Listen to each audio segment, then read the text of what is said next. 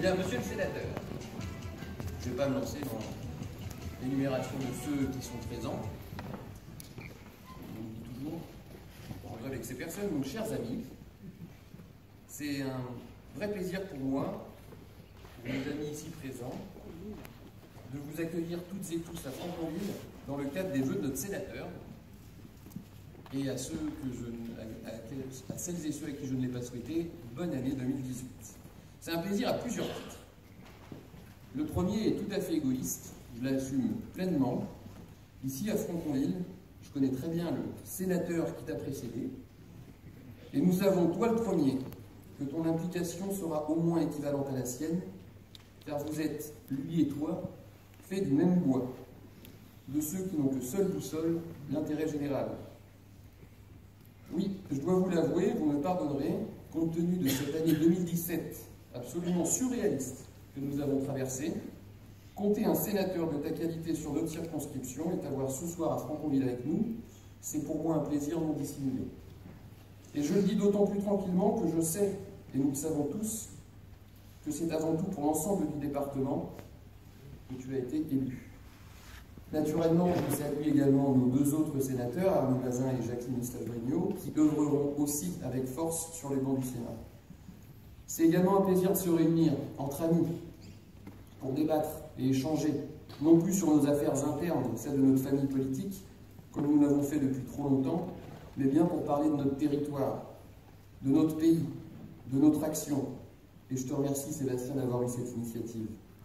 Ce sont nos échanges et nos rencontres qui permettent à chacune et chacun de parler de notre engagement, de notre famille politique, et qui nourrissent au final nos projets. Nous allons donc en parler au cours de cette soirée, mais c'est bien de nos perspectives qu'il est question. Car au fond, la seule vraie question, la seule question qui vaille, quelle France voulons-nous? Et quels moyens nous donnons-nous pour y parvenir? Est-ce que nous voulons la France de M. Macron, surnormée, ultra-libéralisée, noyée dans un monde sans règles ni limites, porté par une Europe technocratique? Une France sans frontières, où celui qui est en situation irrégulière a plus de droits que celui qui est en situation régulière.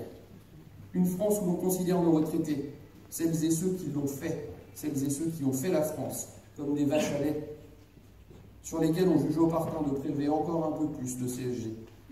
Une France où le président Macron explique qu'il ne créera pas d'impôts, mais qui, en même temps, est en marche accélérée sur la fiscalité avec pas moins de 8 nouvelles taxes en 8 mois. Est-ce que nous voulons une France qui néglige ses villes, ses villages, quand le président Macron annonce un pacte de confiance à l'endroit des collectivités et qui, en même temps, organise la suppression de la taxe d'habitation et 13 milliards de prélèvements supplémentaires sur les dotations de l'État? Voulons-nous d'une France dont le président prétend défendre l'image dans le monde et qui, en même temps, dit en février 2017 « Il n'y a pas de culture française ». Voulons-nous la France de M. Mélenchon, sans patron, sans entreprise, sans réussite, sans le goût d'entreprendre? Une France où on devrait suivre une formation issue de l'école insoumise, créée la semaine dernière. Oui, vous êtes bien entendu, je l'ai même relu 2 fois. La France insoumise a créé son école. Au programme, comment faire une grève. J'ai d'abord cru à une blague, mais non. Non, c'est très sérieux. De vraies salles, de vrais cours, le tout retransmis sur Internet, sur la chaîne YouTube. Voulons-nous la France de Marine Le Pen ou de Florian Philippot? Voulons-nous revenir au franc? Tous les économistes qui le disent, cela ruinerait notre pays. Voulons-nous de cette France, avec à la tête Madame Le Pen, dont le vrai visage s'est découvert au soir du débat du second tour de la présidentielle? Voulons-nous d'une France qui exclut, plutôt qu'une France qui organise sa capacité d'accueil pour intégrer correctement? Moi, je préfère une France forte, ambitieuse, ouverte au plus juste et protectrice. Une France aux côtés de ses artisans, commerçants, entrepreneurs et agriculteurs. Une France qui réduit le chômage et rend vertueux le goût du travail et de l'effort. Une France de l'éducation, où il est question non pas de savoir s'il faut mettre un E ou pas, mais bel et bien une France qui met tout en œuvre pour que nos enfants sachent lire, compter, écrire et parler. On ne peut plus tolérer ce déclin permanent de notre école. Une France capable de sortir de cette spirale infernale qu'est celle de la dépense et de la dette publique. Ma génération n'a jamais connu la France autrement qu'avec des déficits publics. Une France où celui qui agresse un pompier, un policier, un médecin ou n'importe qui d'autre sera condamné et effectuera sa peine. Et si récidive il y a, ce sont bien des peines planchées qu'il faut parler. Je ne veux pas de la France de l'en même temps, ni d'une France qui exclut. C'est de cela dont nous devons débattre dans notre famille politique, mais également avec toutes celles et ceux qui ont en partage ce socle de valeurs. C'est de cela et de nos échanges que nous devrons tirer les lignes de ce que sera notre projet pour les années à venir. Contrairement à ce que tentent de véhiculer les médias, notre famille politique se redresse, et se redresse bien. Oui, il y a des débats, mais heureusement qu'il y a des débats. Pour ma part, je suis impatient de voir notre famille politique reprendre la place qui est la sienne, et je sais qu'avec l'équipe qui est en train de se former, nous aurons les outils pour promouvoir et créer une alternance crédible et durable. Et je sais, Sébastien, qu'avec des élus comme toi dans nos rangs, nous pourrons travailler sereinement et efficacement. Alors, cher Sébastien, monsieur le sénateur, nous avons besoin de parlementaires comme toi, qui battent le pavé, portent haut la voix de nos territoires et qui, en conscience et en connaissance, s'opposent aux textes les plus inutiles et soutiennent les plus ambitieux. Nous avons besoin de parlementaires comme toi, qui connaissent les cantons, les villes, les villages, et qui les défendent. Nous avons besoin de parlementaires comme toi, qui appuient les élus locaux et concourent à la réussite collective de notre territoire et de notre pays. En cela, et au nom de tous nos amis, monsieur le sénateur, je te remercie de ton engagement à nos côtés, et je vous souhaite à toutes et à tous une bonne année.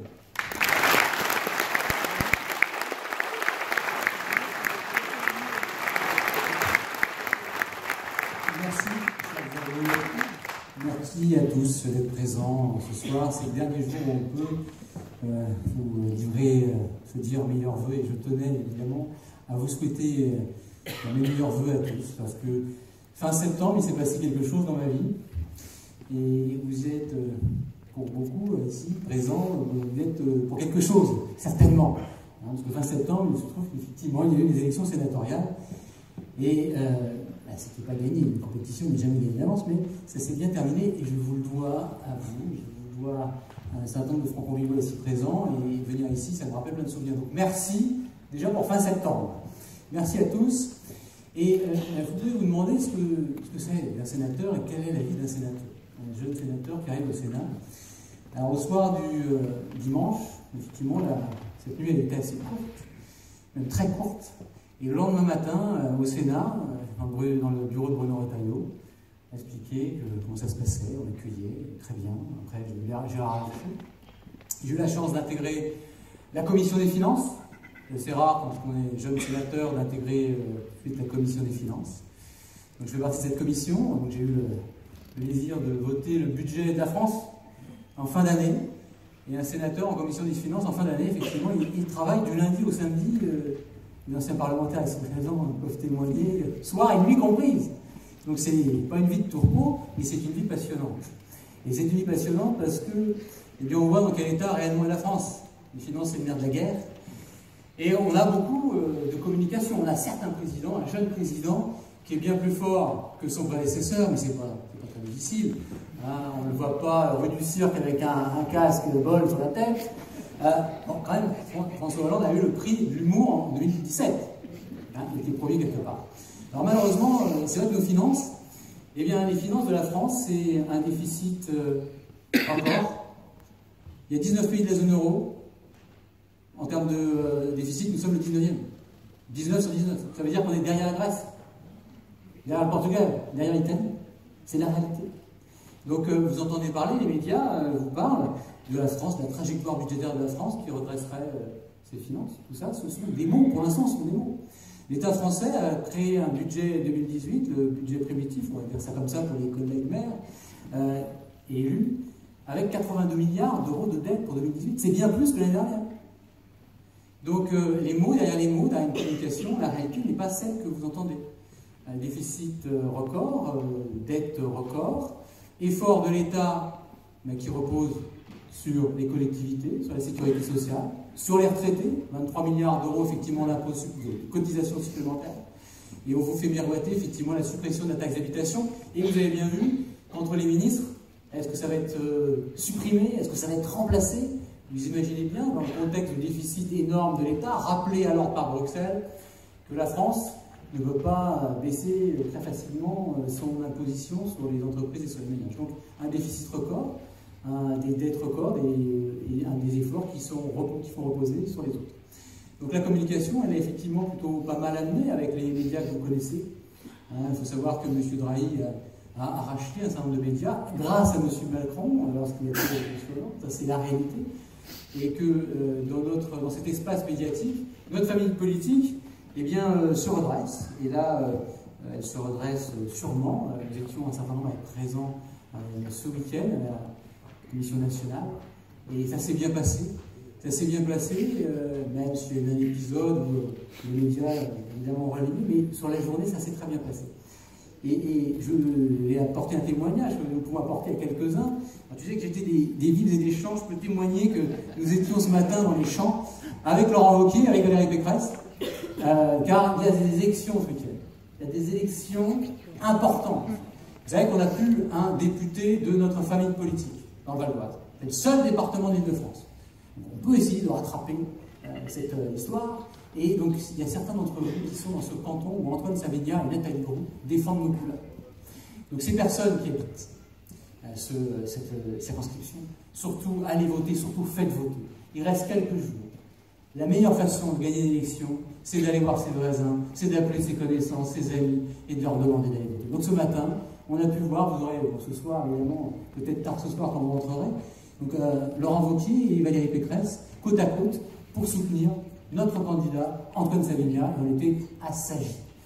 Donc à Sagy, sous la pluie, parce qu'il n'y a pas qu'en fait que M. Hollande qui fait tomber la pluie, je crois que Emmanuel Macron est pas mal non plus en ce moment.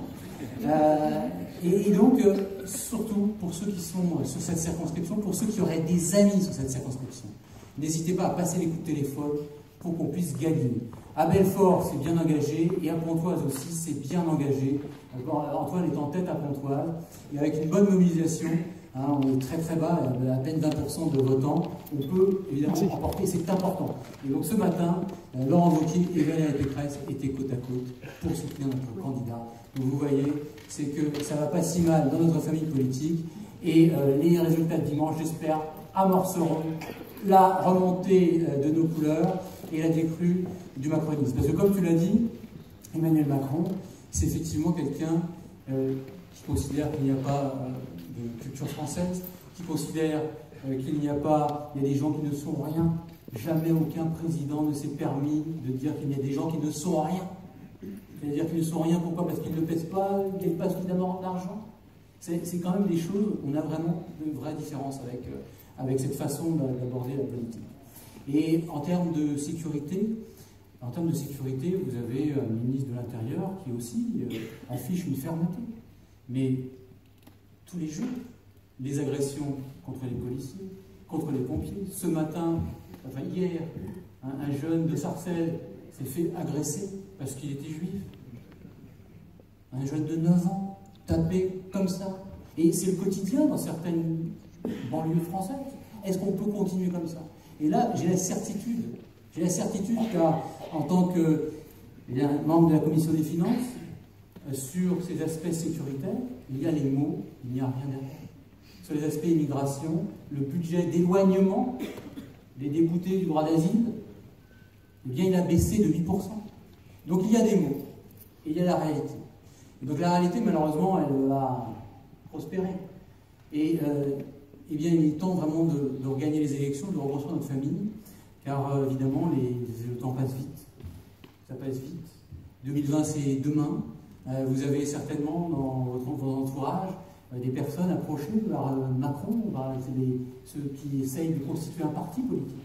Ils vont viser effectivement à gagner les prochaines élections. Les prochaines, ce sont les européennes. Après, ce sera les municipales. Et donc, on a besoin de tous d'être ensemble. Et ce soir, je ne vais pas faire un discours très très long, parce que l'objectif, avant tout, c'est d'être ensemble, c'est de prendre plaisir à se retrouver, à échanger, à parler, à refaire le monde pour améliorer les choses au service effectivement de l'intérêt général. La seule boussole que nous devons avoir, eh bien, c'est ce beau pays dans lequel nous vivons. Et l'avantage d'un sénateur, c'est qu'il rayonne sur un territoire, un département.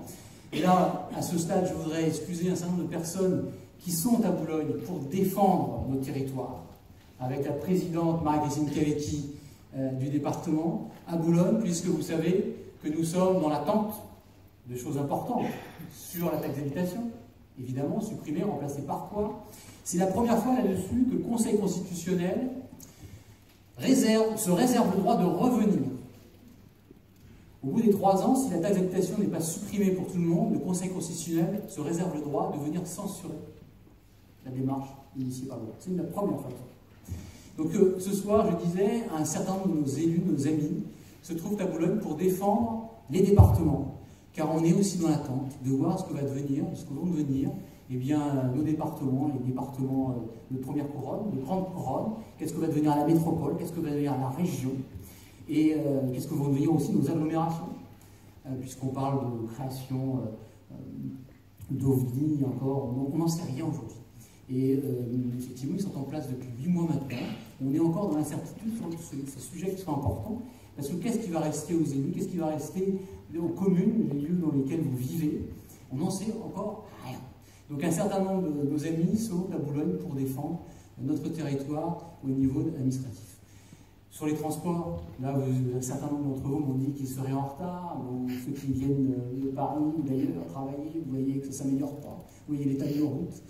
Nous sommes le seul département francilien en termes de transport, ce grand Paris Express, cette grande idée de Nicolas Sarkozy, de grands projets de retour à l'État stratège, de faire quelque chose, 200 km de métro en Île-de-France.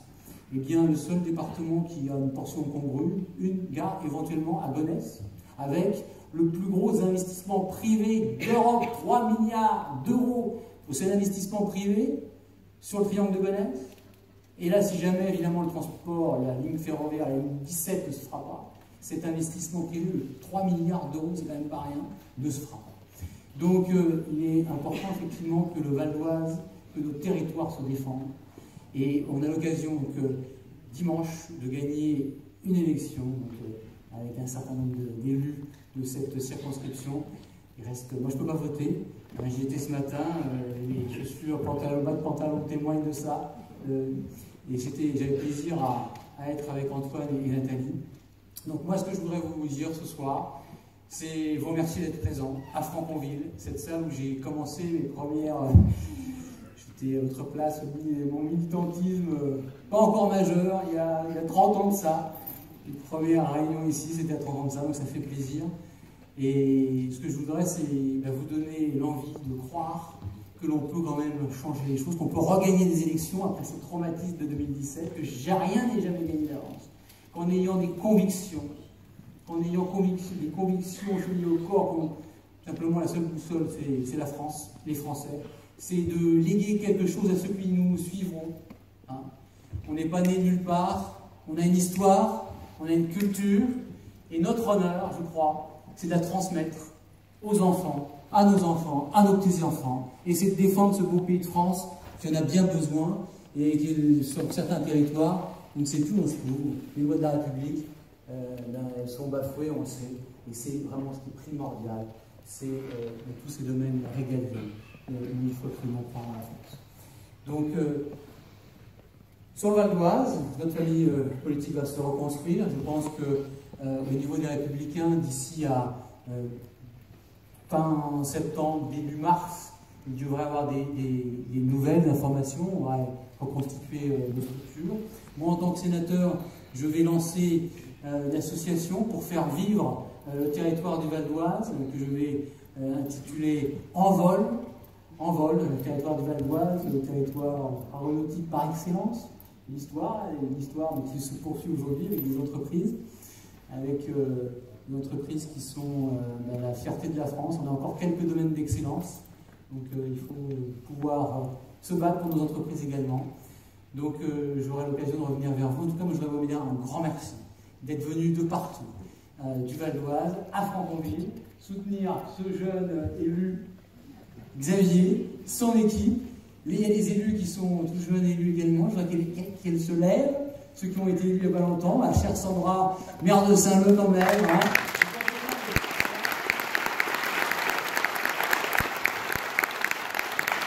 Ici, vous avez la première femme présidente. Nous avons la première femme présidente du conseil départemental, qui est première maire adjointe de Xavier, Marie-Christine Calecchi, donc qui est à Boulogne ce soir. Et à Saint-Leu, moi je suis resté au conseil municipal de Saint-Leu, et Sandra est la première maire de Saint-Leu-la-Forêt. Donc merci à tous. On a vraiment, c'est une réunion amicale. On aura l'occasion d'échanger tout au long de l'année. Vraiment, n'hésitez pas à revenir vers nous. On a besoin de vous. On a besoin de croire à la France. Encore une fois, merci d'être venus ce soir. Maintenant, on va, en ce dernier jour de janvier, eh bien, partager la galette et partager un moment de plaisir et de bonheur d'être ensemble. Merci à vous. Merci.